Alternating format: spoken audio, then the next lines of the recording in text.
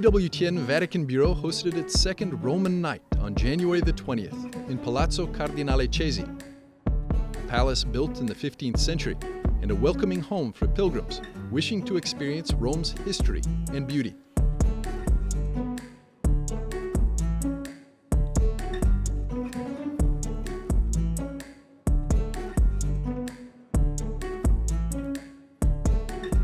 Due to the rising positive COVID-19 cases, the event was hosted online, collecting 16,000 views across 4 different social media platforms.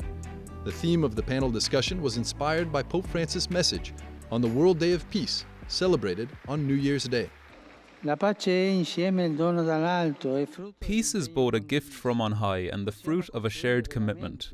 We can truly build peace only if we have it in our hearts, only if we receive it from the Prince of Peace. But peace is also our commitment.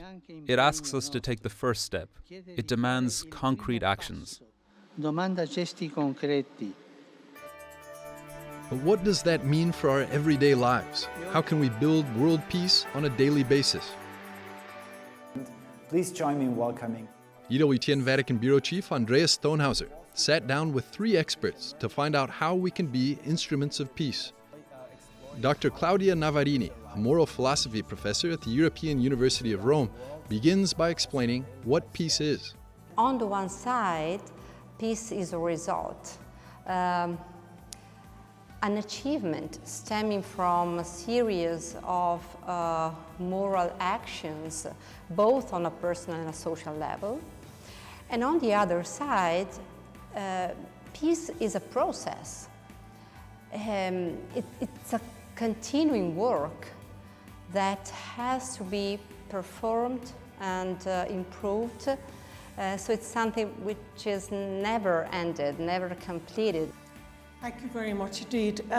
So how can peace be contradictory to itself? Sister Patricia Murray, Secretary General of a worldwide institute of Catholic women religious, says that peace is a virtue and must be cultivated. And I think that's one of the things that we as sisters try to do, to actually be bridge builders, to help people to learn about each other. Often our stereotyping and our barriers between one another are built because we really don't know and we've never met one another. controversies. Social media can gravitate towards being one of these barriers of peace, and as the Vatican correspondent for the Wall Street Journal puts it, a figurative battlefield that inhibits peacemaking. I try to limit what I look at in ways to keep because I find that concentration and calm and peace and even benevolence go together. So I try to limit the time that I spend on certain media, which will remain nameless. After the 40-minute discussion, the experts concluded that peace can always be found and refined in our work, education, and dialogue, as long as we have a vision of building trust and believing that our differences can enrich each and every one of us.